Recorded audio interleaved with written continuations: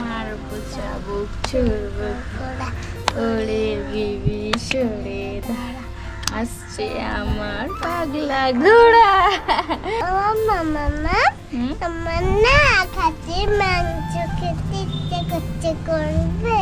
খাসির মাংস খেতে ইচ্ছা করছে? আচ্ছা থামো, তোমার জন্য আমি খাসির মাংসই করে দেবো, ঠিক আছে?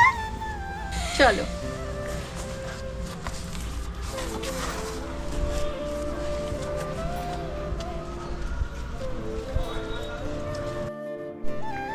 মামামের জন্য আজকে রান্না করব খাসির মাংস। খাসির মাংস বলতে খাসির মাংস তো কেনা হয়নি, তো আজকে মামামের পাপা এনেছিল হচ্ছে এঁচোড়। সেই বলে না দুধের স্বাদ ঘোলে মেটানো, ঠিক ওইটাই হবে আজকে। তো এইখানে আমি মামামাকে একটু ম্যাজিক খেলা দেখাচ্ছিলাম।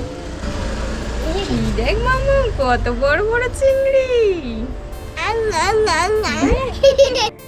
মাছগুলো আমি বেছে নিয়েছি। চিংড়ি মাছের মাথাগুলো এতটাই বড় বড়, এগুলো মানে ফেলবো না, এগুলোকে তো খুব সুন্দর একটা রেসিপি বানাবো। তুমি খাবে? হ্যাঁ খাবো। তুমিও খাবে?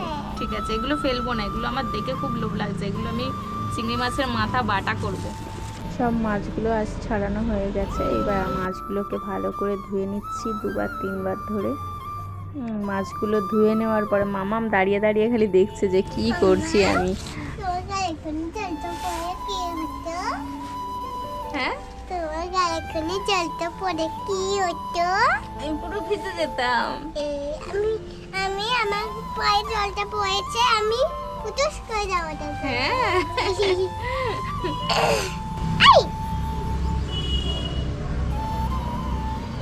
কি সরষের তেল। কেন কি করবে? হ্যাঁ? কেন কি করবে? এঁচড় কাটতে গেলে সর্ষের তেল লাগে, বুঝেছো? না হলে হাতের মধ্যে আটাগুলো আটকে যাবে। এই জন্য হাতে আগে ভালো করে তেল মেখে নিতে হয়। এইবারে আমি এঁচড়টাকে ভালো করে কেটে নিচ্ছি। আসলে এঁচড় কাটাটা আমার কাছে খুবই কষ্টকরের ব্যাপার একটা। এঁচড় আমি ঠিক অতটা ভালো করে কাটতে পারি না, বুঝতে পেরেছেন? তো যাই হোক, কষ্ট সৃষ্ট করে আমি এঁচড়টা কাটছিলাম। বেশি ভয় লাগে যে এঁচড় কাটতে গিয়ে যদি হাত ফাত কেটে যায়, এটা আবার পাশে মাম্মাম বসে আছে, তাই না? যাই হোক, আমি আস্তে আস্তে এঁচড়টা কেটেই নিলাম। আমার পাপা বলছিল যে দেখে শুনে কাটো, দেখে শুনে কাটো। হ্যাঁ, দেখে শুনেই কাটলাম আমি, কিছুই হয়নি। যেহেতু মামাম পাশে বসে আছে আর কি হবে, তাই না? আর মামামকে ম্যাজিক দেখাচ্ছিলাম, আলুটাকেও একটু ওপর দিকে ছুঁড়ে দিয়ে একটু ম্যাজিক দেখিয়ে দিলাম মামামকে। মামাম খুব হাসছিল। তো যাই হোক, এখানে আমি আলুটাও কেটে নিলাম। কেটে নেওয়ার পরে এবার আমি চলে এসেছি রান্নার জায়গায়। রান্নার জায়গায় এসে এবারে চিংড়ি মাছটা নুন হলুদ মাখিয়ে নিলাম। নুন হলুদ মাখানোর পরে প্রথমে আমি চিংড়ি মাছটা কড়াই দিয়ে ভেজে নেব। প্রথমে সেই জন্য কড়াই তেল দিয়ে দিয়েছি একটুখানি। এবার দিয়ে দিচ্ছি চিংড়ি মাছগুলো। চিংড়ি মাছগুলো লাল লাল করে ভাজা হয়ে গেলে আমি মাছগুলোকে এবার তুলে নিলাম। তো এইবারে মাছগুলো তুলে নেওয়ার পরে আমি ওই কড়াতেই আবার একটুখানি তেল দিয়ে দিচ্ছি। তেল দেওয়ার পরে আলুগুলোকে আগে ভালো করে ভেজে নিচ্ছি। আলুগুলোকে লাল লাল করে ভাজতে হবে। লাল লাল করে ভাজা হয়ে গেছে, আমি সেগুলো তুলেই নিচ্ছি। আর কড়াটা না ওই চিংড়ি মাছ দেওয়ার কারণে তো কড়াটা একটু নিচেটা ধরে গিয়েছিল। তো যাই হোক, ওটা হওয়ার পরে আমি এবার এঁচড়গুলোকেও সেম প্রসেসে ভেজে নিচ্ছি। এঁচড়গুলোও আমার ভাজা হয়ে গেছে। অনেকেই আছে যে এঁচড় সেদ্ধ করে রান্না করে, কিন্তু আমার মনে হয় যে এঁচড় সেদ্ধ করে রান্না করলে রান্নার টেস্টটা যেন কীরকম কমে যায়, তাই না? তো প্রথমে আমি কড়াইতে শুকনো লঙ্কা পেঁয়াজটাকে আগে ভেজে নিচ্ছি। তারপরে পেঁয়াজ বাটা, আদা বাটা, রসুন বাটা আস্তে আস্তে দিয়ে দিলাম।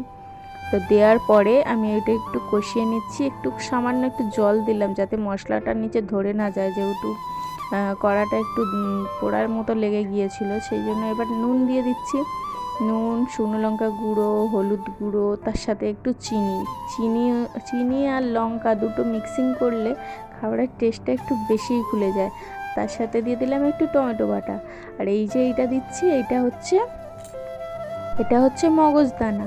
মগজদানা ঘরে একটু ছিল, সেই মামামের জন্মদিনে আনা হয়েছিল, সেই একটুখানি বেঁচে গিয়েছিল, সেটাই দিয়ে দিয়েছি। না হলে অতটা ইউজ করি না, ওগুলো একটু রিচ হয়ে যায় না খাবারটা। ঘরোয়া খাবার এমনিই ভালো।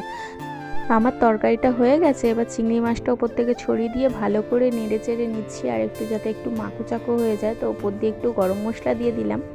দিয়ে দেওয়ার পরে এবার আমি তরকারিটাকে নামিয়ে নিচ্ছি। আর আমাদের খাবারটা টেস্ট করে কে বলবে বলুন তো? আমাদের খাবার টেস্ট করবে হচ্ছে আমাদের মাম্মাম। তো দেখুন মাম্মামের রিভিউটা। কি বলো তো? ডাল ডাল, তাতে ঝপঝপ করে খেয়ে নাও, তাহলে মাখাও। মাম্মা এখন ভাত মাখিয়ে নিচ্ছে, তাই তো? ডাল দিয়ে একটু এঁচড় নাও, একটু এঁচড় নাও, এই নাও চিংড়ি। এই যে খাই না।